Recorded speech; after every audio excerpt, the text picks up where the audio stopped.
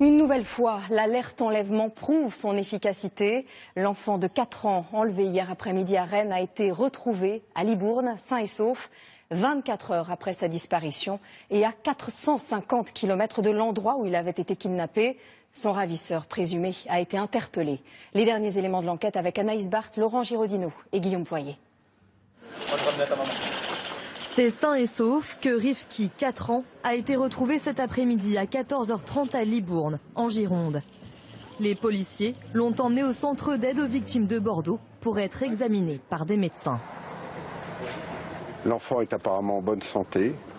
Il se trouvait en compagnie du nommé Ahmed qui a été interpellé à cette occasion. Tous deux avaient pris le train ce matin et une personne, une dame, assise en face d'eux, les a reconnus et a pu donner l'alerte à la gare de Saint-Pierre-des-Corps. Grâce à cette passagère, les forces de l'ordre ont pu intercepter à 300 km de là l'enfant et son ravisseur présumé à la gare de Libourne. Resté à Rennes, son oncle est ému. Le cœur, il a soulagé, quoi. Et mon cœur, il bat énormément. C'est quoi l'essentiel ce soir? C'est quoi l'essentiel ce soir? L'essentiel, c'est quoi? De trouver le petit. Et de voir le petit le prendre dans mes bras, c'est l'essentiel. Voilà. Tout commence hier, en début d'après-midi, à Rennes. Rifki, sa mère et son oncle sont en visite dans la région.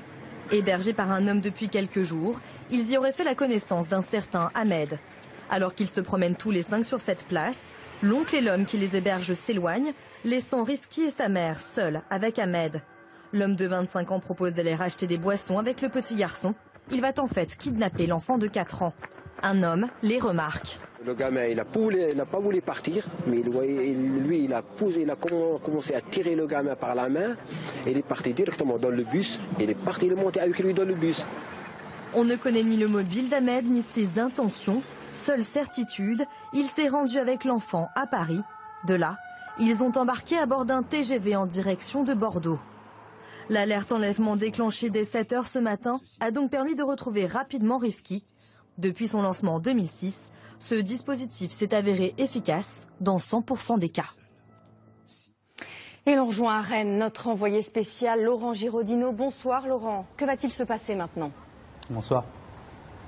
Eh bien Audrey, dès son interpellation dans le train à Libourne, le ravisseur présumé a été placé sous le régime de la garde à vue. Elle pourra durer jusqu'à 48 heures. Ahmed est déjà entendu ce soir par les enquêteurs. Et les enquêteurs aimeraient surtout connaître les motivations de ce jeune Comorien d'origine de 25 ans dont on ne sait rien, ou presque. Ce Comorien sera ensuite transféré ici, dans les locaux de la police judiciaire de Rennes. Le jeune Rifki va aussi revenir à Rennes, où l'attend sa maman.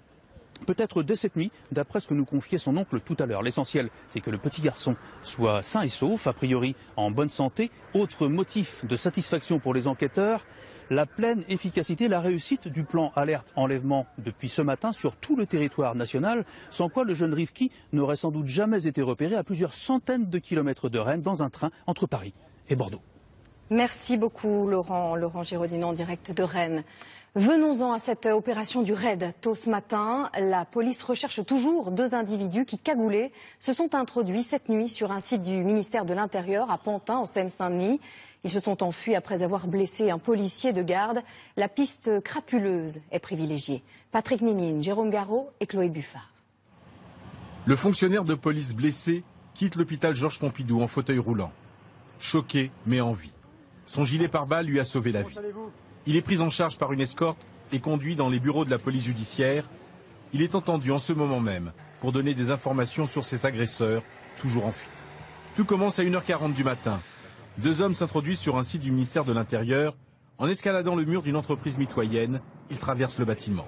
2 heures, ils sont surpris par un policier qui effectue sa ronde. Malgré les sommations d'usage, les malfaiteurs refusent de se rendre et le menacent. Ils sont arrivés avec des armes blanches. Donc mon collègue a dû sortir son arme, il n'a pas dû l'utiliser. Ces 2 individus n'ont pas eu peur, donc sont saisis de son arme et l'ont retourné contre lui. Le fonctionnaire est au sol, il réussit à prévenir une collègue qui donne l'alerte. D'importants effectifs de police sont déployés dans le secteur, dont un hélicoptère. Les 2 hommes se seraient retranchés au 2e étage du bâtiment. 4 heures, les hommes du raid sont sur place, le policier blessé est évacué. Vers 8 heures, au lever du jour, les forces spéciales décident d'investir les lieux. Le site est sécurisé, mais il n'y a plus personne. 9 heures, les recherches sont interrompues, le raid lève le dispositif. Mais sur place, ils ont retrouvé l'arme du policier ainsi que des indices précieux. On a retrouvé des éléments comme des pieds de biche ou des cordes sur les lieux qui accréditent plutôt l'idée d'un cambriolage qui tourne mal plutôt que la piste terroriste. On ne sait pas pour l'instant quelles étaient leurs motivations et si véritablement ils savaient qu'ils étaient dans un site du ministère de l'Intérieur. Les bandes de vidéosurveillance sont étudiées pour tenter d'identifier et retrouver les fugitifs. Le bâtiment sert de garage aux véhicules de police. Il ne renferme aucun stock d'armes ou de munitions. Quoi qu'il en soit, le ministre de l'Intérieur a annoncé que la sécurité du site serait renforcée dans les prochains jours. En ce week-end du 15 août, vous étiez encore nombreux sur les routes. Après les très mauvais chiffres de la sécurité routière, une grande opération de contrôle était organisée aujourd'hui dans 18 départements. Cet été est particulièrement meurtrier pour les conducteurs de deux roues. Ils ont représenté un tiers des décès en juillet. Dans les Vosges, Vincent Ditché et Julie Roth ont suivi les gendarmes. Gendarmerie nationale, c'est pour un contrôle des papiers, messieurs. Au col du Bonhomme ce matin, pas un motard qui traversait les Vosges n'a échappé au contrôle de gendarmerie. Alcoolémie, contrôle des papiers et de l'équipement du motard, ainsi bien sûr que de l'état du véhicule.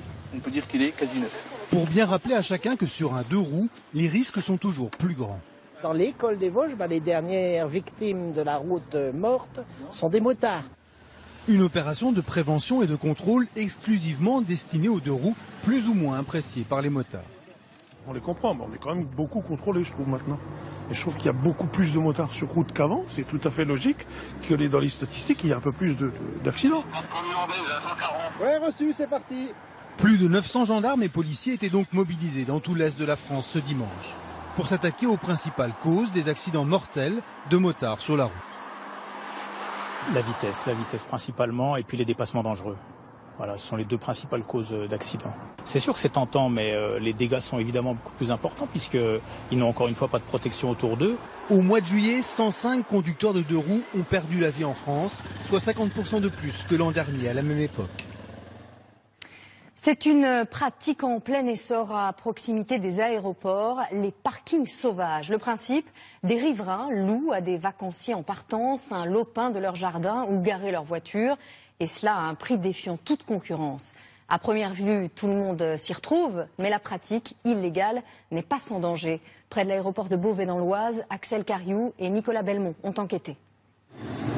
À 1 heure de Paris, l'aéroport de Beauvais, le 10e de France. Il y a 20 ans, ce n'était qu'un aérodrome. Mais en pariant sur les vols à bas coût, ces exploitants ont fait décoller le trafic. Passé de 80 000 voyageurs à plus de 4 millions aujourd'hui. Pour les accueillir, de grands parkings ont été aménagés, mais ils sont rarement pleins.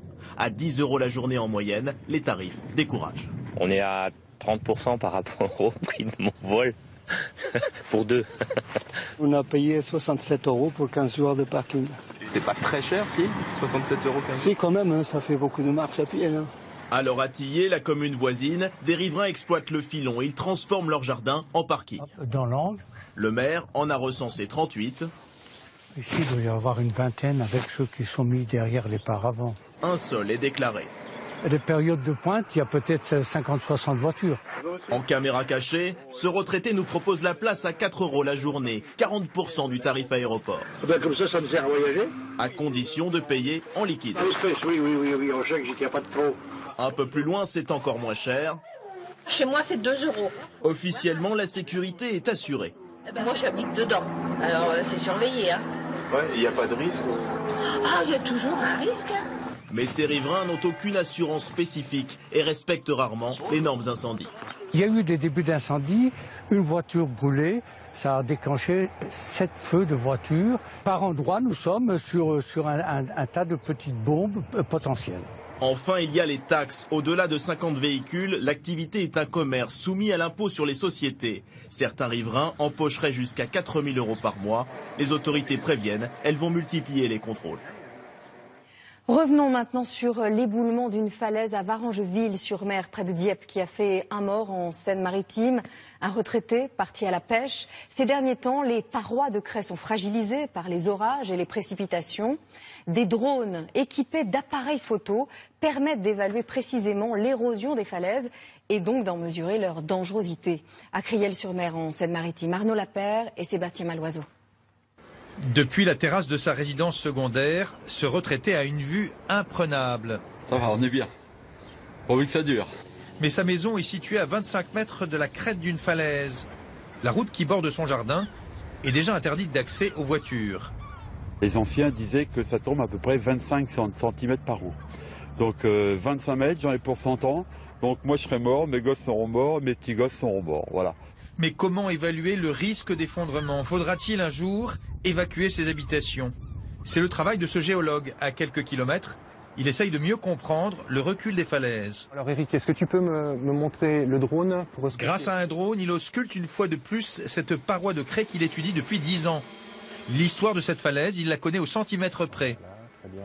Il peut même identifier la moindre roche détachée de cette paroi. Des petits objets de la taille d'une brique de lait, on est capable de les détecter. Des petits objets qui font 3 cm d'épaisseur, des écailles qui se sont décollées à cause du gel, on est capable de les détecter également. Et on fait ça à l'échelle de la falaise, qui fait 1 km de longueur, qui est haute comme un immeuble de 30 étages.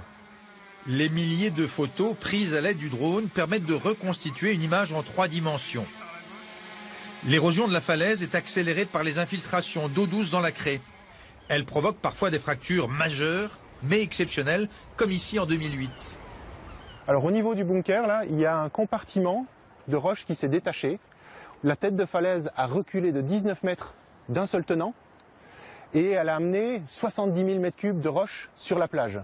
70 000 m3, pour vous donner une idée, c'est la taille d'un terrain de football sur 20 mètres d'épaisseur. En moyenne, la falaise est grignotée de 15 cm par an, mais un recul de quelques mètres est fréquent. Ce que vous voyez là, ce sont les restes d'un garage qui était enterré dans la craie, où la falaise a reculé de 10 mètres à cet endroit-là. Ça se produit assez régulièrement, je vais dire une échelle de temps entre 1 et 5 ans. Cette étude permet seulement de déterminer la probabilité de ces éboulements. Mais c'est déjà beaucoup. On évalue ainsi le risque potentiel. Et il y a danger sur ces falaises lorsque la crête se situe à moins de 10 mètres d'une habitation. Dans l'actualité également, la crise du porc. Demain, les acteurs de la filière se réunissent au ministère de l'Agriculture alors que la cotation au marché du porc breton est suspendue depuis plusieurs jours. L'une des solutions très concrètes pour les éleveurs aujourd'hui est de produire bio. Le bio permet de vendre plus cher et directement du producteur au consommateur. Juliette Duquesne, Thomas Gatti et Séverine Fortin ont rencontré 2 éleveurs dans les Côtes-d'Armor. Gilles Lemarchand a converti son exploitation en bio en 2012. Une décision difficile mais vitale pour ce fils d'éleveur. Moi j'avais du mal à monter sur un tracteur pour prendre des pesticides sur les sols, je pouvais plus. Moi. On produit des porcs pour l'alimentation humaine. Après, sachant ce qu'il y a dedans, c'est voilà, pour conscience quoi aussi. Hein. Depuis que son élevage est bio, ses cochons ont accès à un enclos extérieur et ils ont presque 3 fois plus de place. Cet éleveur produit aussi 60% d'alimentation. Il espère arriver rapidement à l'autonomie. On va nourrir les porcs avec l'aliment qu'on a produit. Après, les porcs vont produire du fumier, du compost. Ça va venir du compost qui va retourner dans le sol. En fait, c'est un cercle. 3 ans après sa conversion, cet éleveur vit correctement de son travail. En partie grâce à l'organisation de la filière bio. Aujourd'hui, 1 kilo de porc bio est vendu aux alentours de 3,40 €. Plus de 2 fois le prix du conventionnel. Les coûts de production sont bien sûr plus élevés, mais les tarifs sont beaucoup plus stables, selon Serge Lanézois, éleveur bio depuis 15 ans. Le prix, il ne dépend absolument pas du marché de terrain, non, il est calé en fonction des coûts de production et de la marge qu'il est raisonnable de faire avec un élevage par rapport au temps de travail. Le porc bio ne représente aujourd'hui que 0,4% de la production. Les élevages de porcs sont plus compliqués à convertir. La filière bio souhaite surtout que les conversions se fassent progressivement pour ne pas se retrouver en surproduction. Les supermarchés sont aussi là pour faire descendre les prix, c'est tout ce qu'ils souhaitent. Nous, on n'est pas en crise là aujourd'hui, non, en porc biologique. Mais on peut très vite le devenir, hein, il suffit d'en faire quelques pourcents en plus et puis l'affaire sera réglée, hein, tout comme le porc conventionnel. Pour être moins dépendant, cet éleveur a aussi choisi de se diversifier. Il élève des poules et des vaches. D'autres privilégient des points de vente plus proches des consommateurs. Gilles Lemarchand souhaite se lancer dans la vente directe. Eux aussi sont très nombreux à travailler cet été. Les étudiants, 2 tiers d'entre eux doivent financer leurs études par leurs propres moyens, soit via un job d'été, soit via un prêt étudiant. Et la prochaine rentrée universitaire va encore coûter plus cher, plus 1,1%, c'est 4 fois l'inflation. Témoignage recueilli par Raphaël Tacquart, Bénédicte Poirier et Thomas Gatti. Et en fait, on va faire le ballon prisonnier, mais on va faire seulement de ce côté dans le petit carré. Cette jeune étudiante de 21 ans ne prend pas de vacances. Chaque été, depuis 3 ans, elle travaille en tant qu'animatrice dans ce centre aéré. J'ai un job à côté de mes études pour faire un complément de revenus en fait au final chaque mois. J'ai réussi l'année dernière à tenir jusqu'à peu près en février-mars avec le salaire que j'avais gagné durant l'été. Le reste de l'année, Charlotte enchaîne les petits boulots pour arrondir les fins de mois. Mais concilier études et travail n'est pas toujours facile. Et c'est vrai que quand j'ai repris en septembre, j'avais quand même une certaine fatigue physique et puis surtout que la deuxième année de mes études, ça a été bien compliqué. Comme elle, près d'un étudiant sur 2 travaille tout au long de l'année. Logement, transport, frais d'inscription, dépenses quotidiennes, la vie étudiante coûte cher. Confrontée à cette situation, Sarah, jeune bachelière à Strasbourg, s'est tournée vers les banques. Bonjour. À la rentrée, elle commencera un double diplôme en sciences politiques entre Bordeaux et Cardiff en Angleterre.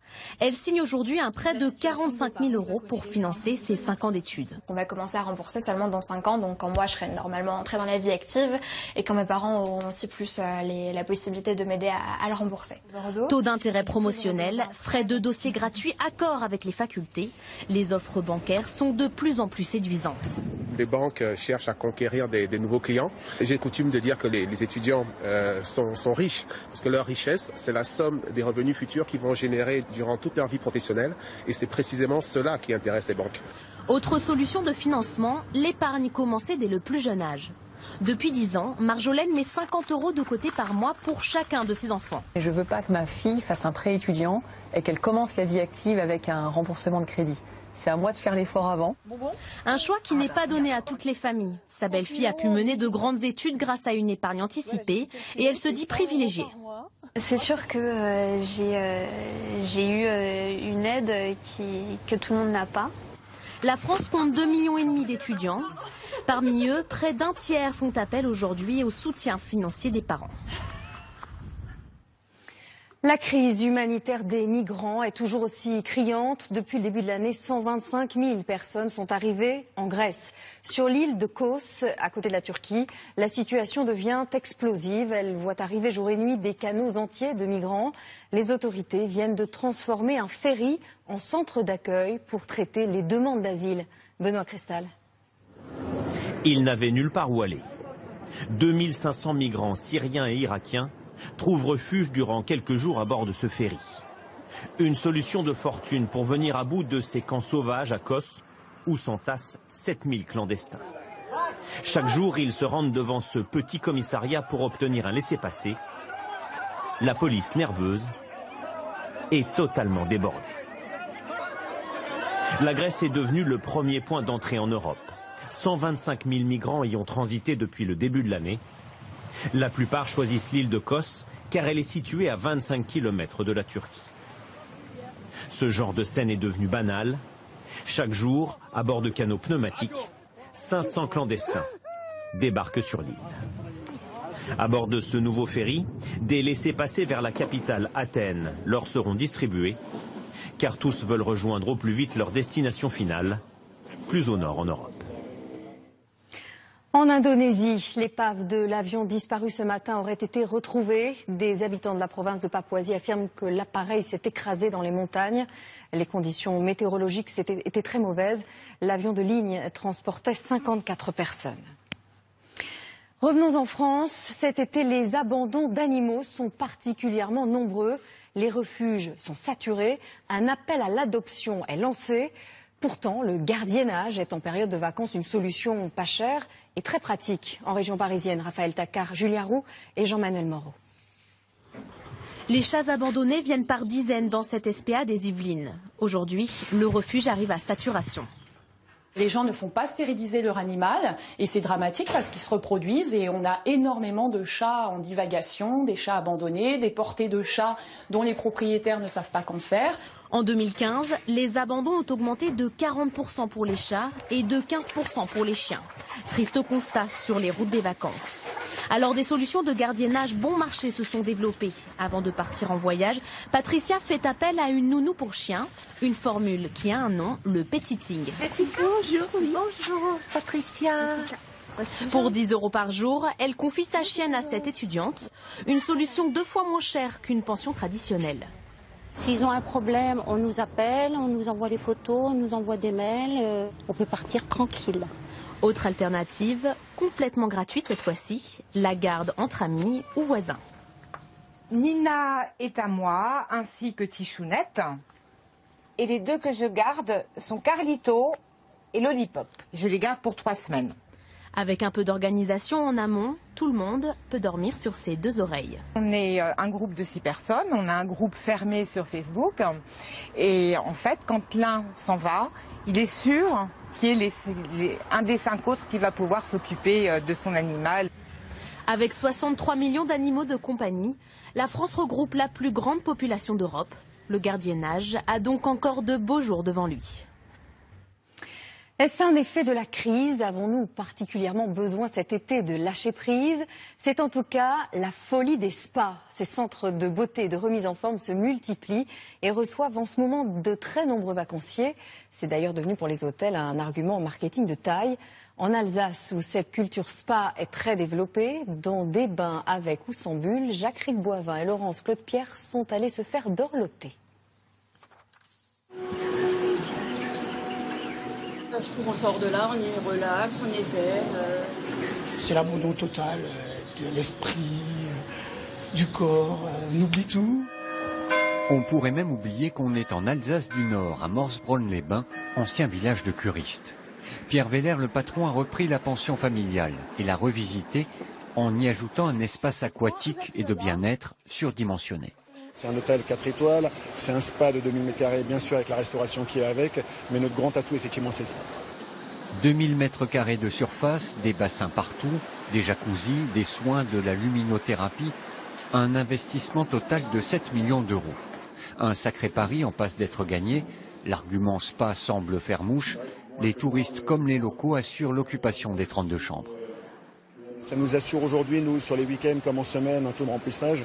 Les gens ne viendraient pas par hasard comme ça à Morsbronn. Comme on ne vient pas par hasard à Colroy-la-Roche, autre village, 100 km plus au sud.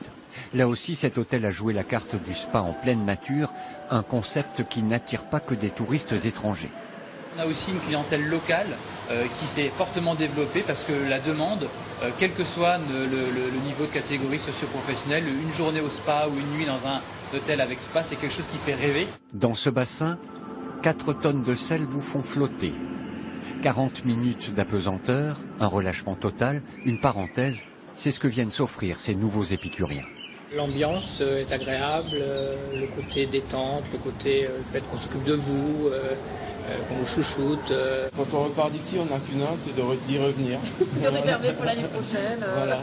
Qu'est-ce que c'est un paquet? C'est un ensemble de prestations que je recherche. Le spa, les piscines et de bons repas aussi.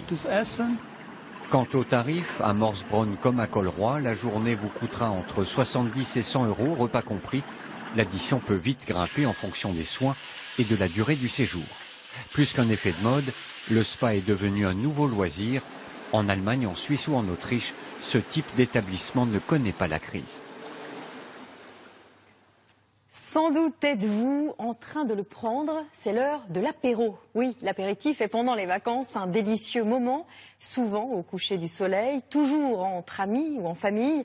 Une tradition bien française et particulièrement entretenue au Pays Basque. Sylvie Pinatel, Florian Legoïc et David Pires sont consommés avec modération comme toujours. C'est une couleur qui ressemble à celle du soleil qui décline. Une heure qui à elle seule symbolise toute la nonchalance des journées d'été. Alors il suffit d'une platine qui s'allume, d'un petit coin de zinc qui s'enflamme et d'une hôtesse qui sait lever son verre. Allô Thierry, il y a les chipirons, cassolettes de chipirons. Vous êtes obligé de boire l'apéro? Ah non, pas obligé, mais c'est un peu incontournable au Pays Basque. Incontournable, irrésistible, au point qu'il serait presque impoli de refuser l'invitation. 3 mojitos, rien à voir avec le breuvage médical qui nous vaut cette tradition, inventée au 19e siècle pour lutter contre le paludisme. Non vraiment, rien à voir, les règles de prescription sont aussi beaucoup plus simples. Je dirais entre 13h et 20h. L'heure de l'apéro. Quand on est en vacances, il n'y a pas d'heure. Il faut seulement des amis avec qui le savourer. L'apéro, c'est un moment pour se retrouver entre amis et de détente, de partage et de sourire. C'est vrai que ça me plaît, je suis contente, on est heureux, c'est tout simplement ça, c'est bien. Est-ce que c'est le meilleur moment de la journée? Mais ouais, grave. Un moment universel, quel que soit le lieu et la culture. En italien, c'est aussi l'heure de l'apéritivo. En Italie, quand vous prenez l'apéro, on vous ramène toujours quelque chose à manger. Mais si je ne sais pas, ça n'a pas l'air d'être dans les habitudes. Bon appétit. Merci. D'autant que le mot apéritif vient du latin aperire et signifie ouvrir l'appétit. C'est pas grave, on est face à l'océan, les vagues arrivent, le coucher de soleil. Je suis bien là. Je suis vraiment bien. Et c'est peut-être cela, la plus belle définition de l'apéritif, une heure un peu suspendue dans le temps, que rien ne saurait troubler. Pas de champagne, en revanche, pour les rugbymen du 15 de France après leur défaite face à l'Angleterre. Pas de champagne non plus pour les footballeurs de l'OM. En revanche, la Française Émilie Fair y a eu droit après sa médaille d'or en kayak monoplace. La Minute Sport Week-end avec Jean-Marie Bakayoko. Elle a dompté les caprices de la rivière et surclassé tous ses adversaires. Voici le sourire du week-end. Émilie Fair vient de remporter l'étape de Coupe du Monde de slalom à Pau. Dans un mois à Londres, la championne olympique tentera de conserver son titre mondial. Combien de temps faudra-t-il à l'OM pour s'en remettre? 8 jours après la démission de Marcelo Bielsa, l'intérim de Franck Passy commence par un échec. Défaite 1-0 face à Reims. Il y a des combats et des défaites qui laissent des traces. On leur laisse trop facilement marquer des points, donc après on peut s'en prendre quand même. 3 essais encaissés face aux Anglais, à un mois du mondial. Il y a encore du travail. Il nous reste encore 2 matchs pour préparer la Coupe du Monde. Et j'espère que la victoire sera là surtout. Dans le monde, seuls quelques sportifs en sont capables. Sous le pont de Mostar en Bosnie, des centaines de spectateurs pour admirer ces plongeurs de l'extrême. 27 mètres de hauteur, vitesse de chute, plus de 100 km/h. Et les championnats du monde de voltige commencent cette semaine à Châteauroux. Les 70 meilleurs pilotes de la planète vont se disputer le titre. Parmi eux, Louis Vanel, 25 ans, et vient d'intégrer l'équipe de France. Voici le parcours hors du commun d'un jeune passionné qui a découvert cet art dans les films de guerre et les jeux vidéo. Nathalie Pellerin et Olivier Steinbach l'ont rattrapé. Dernier réglage, dernière répétition avant le championnat du monde. Aux commandes, Louis Vanel, 25 ans, le plus jeune pilote de l'équipe de France. C'est très propre, c'est du bon boulot ça. Au sol, l'entraîneur. Il a un pilotage très tonique. C'est-à-dire qu'il va au maximum des possibilités de l'avion. Ce qui est assez rare pour quelqu'un qui rentre en équipe. Souvent, ils sont un peu plus timides. C'est un des sports forts, oui. Je ne sais pas si je réalise encore que je vais faire le championnat du monde en équipe de France, mais c'est un rêve. Et quand on s'en rend compte, on le vit pleinement et on se donne à fond. Il n'est ni pilote de chasse, ni pilote de ligne, comme le sont beaucoup de membres de l'équipe. Louis a financé ses cours tout seul, en travaillant 4 ans dans un fast-food. L'appareil sur lequel je vole actuellement, c'est 600 à 700 € l'heure de vol. Soit 12 000 € pour une saison, et des journées entières derrière le comptoir. Ça m'arrivait souvent, en faisant des sandwichs ou en servant des clients, de penser à des programmes de voltige. D'ailleurs, on me reprochait d'avoir la tête dans les nuages un petit peu des fois. On a travaillé avec lui, on l'a soutenu, on l'a aidé, on a essayé d'aménager tout ce qu'on pouvait pour l'aider, le soutenir. Et en fait, on est super fiers. Cette passion, elle lui est venue du cinéma et des jeux vidéo à l'adolescence. À force de voir des films comme Pearl Harbor, c'est celui dont je me rappelle le plus, où il y a des combats aériens, ça m'a donné envie d'en faire sur ordinateur. Donc voilà, mes parents m'ont offert un simulateur de combat aérien. Et aujourd'hui, c'est lui qui donne des cours. Donc là, la vitesse diminue, on va sentir le décrochage. Là, je mets le pied et ça part en vrille. Un tour, un demi-tour, et on ressort. Franchement, j'ai adoré, ça se voit. Il y a une certaine admiration, surtout quand il reprend les commandes, puisque Quand on apprend, au début, c'est pas toujours super, c'est pas toujours très bien calé. C'est un plaisir qui est difficilement indescriptible, le fait de transmettre une passion et de transmettre un savoir. Il ne reste plus que quelques jours avant le championnat du monde.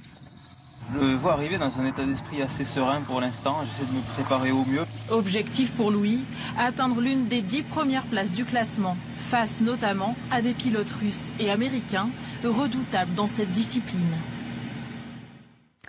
Et voici le nouvel épisode de notre série consacrée au désert. L'étendue qui détient le record de chaleur est la bien nommée vallée de la mort dans l'ouest américain. Et pourtant s'y déroule une course à pied zéro limite. Elle a lieu au moment le plus chaud de l'année. Les concurrents doivent parcourir 200 km par plus de 60 degrés. Nos envoyés spéciaux Antoine Habert et Julien Deniel en ont eu des sueurs froides.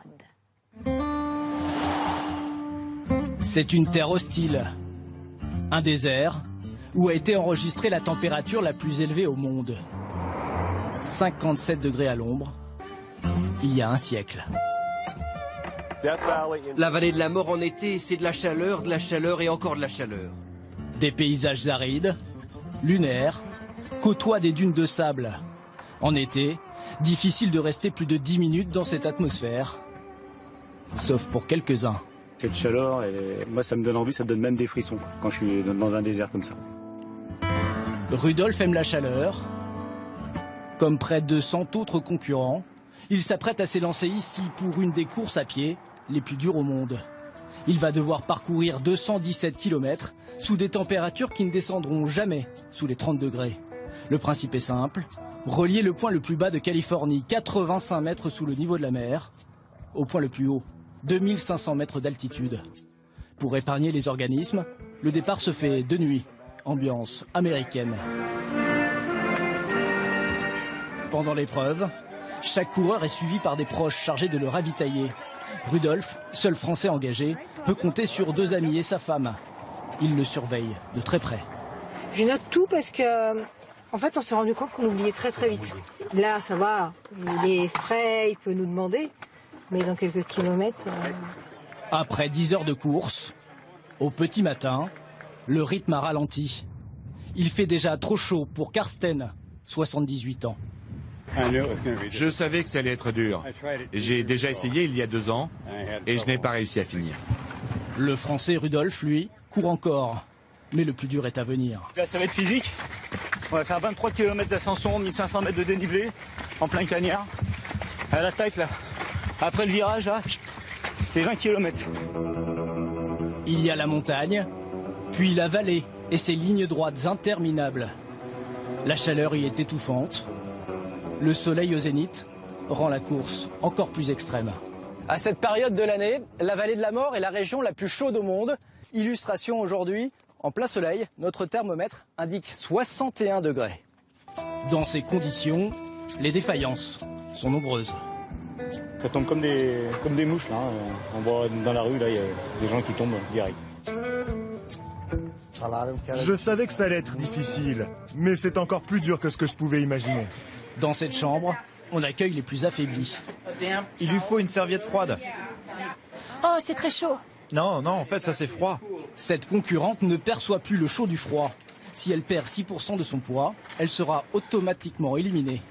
Il faut donc s'hydrater, boire au moins 1 litre d'eau par heure. Tous les moyens sont bons pour se rafraîchir, d'autant qu'il reste 100 km. Ça serait dangereux si n'importe qui pouvait participer à cette course, mais on n'accepte que ceux qui sont vraiment préparés. Une deuxième nuit est passée, toujours sans dormir. Nous retrouvons Rudolf, très diminué. Il ne peut plus courir.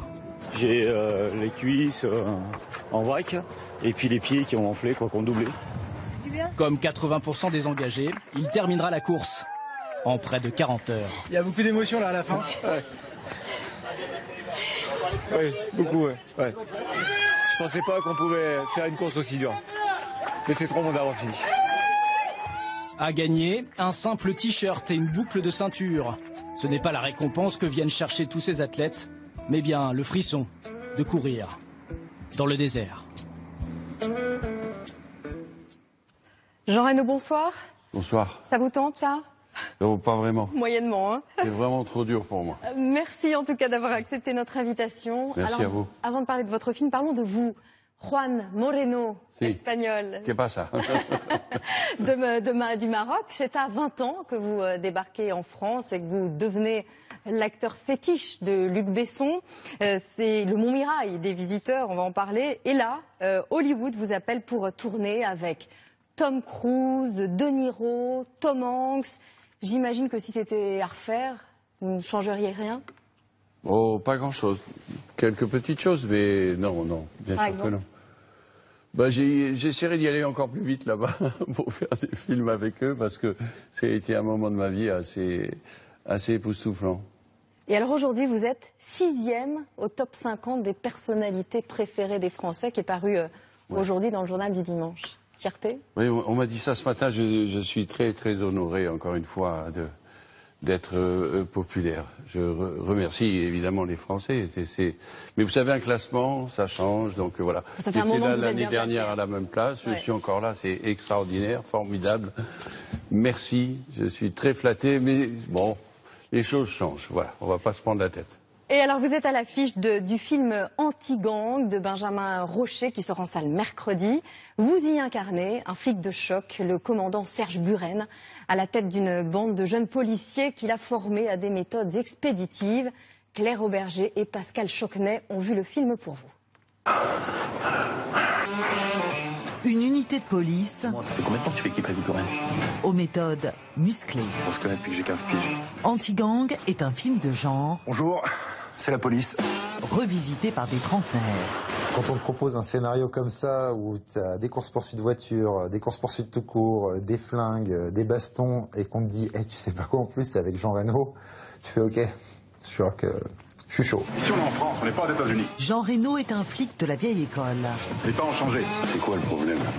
En guerre avec sa hiérarchie. Le problème, c'est les battes de baseball que vous emmenez sur les interventions. Jouer avec Jean Reno, c'est chanter avec Johnny Hallyday. C'est une grosse présence, c'est du tube qu'on a en mémoire, les Léons, les Enzo dans le Grand Bleu, tout ça. Donc voilà, c'est assez impressionnant, mais c'est jouissif, évidemment. Beau casting pour une intrigue classique. Armin Casper, le mec reste au calme pendant 10 ans et il revient pour braquer une petite bijouterie. Du suspense, mais aussi de l'atmosphère. T'imagines le bordel? Non mais c'est taper la femme de son boss. On voit les côtés machos, on voit la force, on voit la brutalité et en même temps on voit cette immense émotion qui sort de l'écran. Tourné en plein Paris, le film réserve quelques scènes spectaculaires. Maintenant que t'arrives, Fallait bien que je vous laisse vous défouler. trop sympa. Je sais, c'est mon problème. Je suis trop gentil.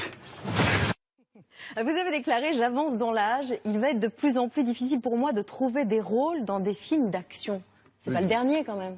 Oui, là, on m'a fait une place au milieu d'une équipe de jeunes qui est formidable. Vous avez vu Alban Lenoir. Oui, c'est évidemment, quand on rentre dans l'âge, il ne faut pas rêver. Il y aura de moins en moins de rôles écrits pour des gens qui ne sont moins jeunes, on va dire ça comme ça, mais on va voir. Ce sont les hommes de la brigade de l'anti-gang qui, avec ceux du RAID d'ailleurs, sont entrés dans l'hypercachère le 9 janvier dernier, qui ont sorti les otages de là. Vous dites, hormis dans ces moments-là, en France, on n'aime pas l'uniforme. Comment expliquez-vous qu'en France, on aime les flics à l'écran plus que dans la rue? Je ne sais pas, mais c'est quelque chose que je constate ou que j'ai constaté. Et évidemment, lorsqu'on est sauvé par quelqu'un qui a un uniforme, à ce moment-là, on aime l'uniforme. Mais quand vous dites, je vous présente quelqu'un qui a un uniforme, évidemment, il y a un petit moment comme ça où on se dit, ah bon, on n'aime pas l'ordre peut-être, on n'aime pas la discipline. Et pourtant, ce sont des gens extraordinaires qui risquent leur vie pour nous. On a vu ça au début du journal, il y a quelqu'un qui a pris une balle dans un entrepôt par des mauvais garçons. Moi, j'ai beaucoup de respect pour des gens qui font le métier de policier et qui gardent les autres et qui font attention aux autres. C'est pour ça que je suis assez heureux lorsqu'on me propose de faire un flic, pour parler un peu vulgairement, parce que, encore une fois, je les aime beaucoup. Et vous venez aussi de finir le tournage des Visiteurs 3. Ce sera l'événement du printemps prochain de Jean-Marie Poiré. Revoilà donc Godefroy de Montmirail, c'est vous, et Jacouille la fripouille, Christian Clavier. Ils sont plongés cette fois en pleine révolution, en pleine terreur. Oui, c'est Visiteurs 3 qu'on a fini il n'y a pas très longtemps. Oui, ça prend place au moment de la terreur. C'est un film choral où il y a beaucoup d'actrices et d'acteurs, un film fou que j'ai beaucoup aimé faire et que j'espère le public aimera voir. Je crois que ça sort en avril. Mais pour revenir à Anti-Gang, c'est un formidable film d'action qui a été fait par Benjamin Rocher, parce qu'il faut le dire. Il a fait un travail exceptionnel, les acteurs aussi. C'est cohérent, c'est fort, c'est comme un gros coup de poing dans l'estomac. Je tiens à le dire parce que c'est ce que j'ai ressenti quand j'ai vu le film. Et vous parliez des jeunes justement qui étaient avec vous. Ce sera ma dernière question. C'est Benjamin et Alban Lenoir. Oui. À 12 ans, vous avez eu le coup de foudre. C'est lors d'une représentation à l'école, dans Les Précieuses Ridicules, que vous avez ressenti l'irrépressible envie de devenir comédien. Il y avait le maquillage, le bruit des tissus, l'envie de devenir des autres. Qu'est-ce que vous diriez aujourd'hui à un enfant de 12 ans qui a envie de faire pareil? Je crois que lorsqu'on veut que l'immeuble monte en étage, qu'un immeuble soit bien haut, il faut des fondations. C'est ce que je crois. Alors aujourd'hui, évidemment, les choses vont vite. On se fie beaucoup à l'apparence plutôt qu'à la profondeur ou à l'être. Et moi, je crois le contraire. Je crois que si on veut aller haut, il faut avoir des fondations. Et donc, il est intéressant de suivre des écoles qui vous donnent des fondations, qui vous parlent des textes, qui vous parlent d'avant, qui vous parle des auteurs, et dans ces écoles, vous allez rencontrer des gens comme vous, ça va vous créer une famille, et cette famille va vous suivre toute votre vie. Ça a été mon cas, c'est ce que je souhaite à quelqu'un, ou conseille à quelqu'un de 12 ans. Ne pas se fier à la rapidité ou à la soi-disant facilité, parce qu'on est beau, ou parce qu'on a une certaine aisance. Non, il faut des fondations pour que l'immeuble soit haut. Merci Jean Reno. Et je rappelle la sortie donc mercredi d'Anti-Gang, qui est effectivement un film policier très réussi. Merci à vous d'être venu sur TF1. Voilà, c'est la fin de ce journal. Dans un instant, la météo ensoleillée de Catherine Laborde, suivie de votre film La colère des titans avec Liam Neeson. Demain, pour l'information, vous retrouverez à 13h Jacques Legros et à 20h Julien Arnaud. Quant à moi, j'aurai grand plaisir à vous retrouver vendredi à 20h. D'ici là, très bonne semaine à tous. Retrouvez toute l'info sur le site et l'application MyTF1 News.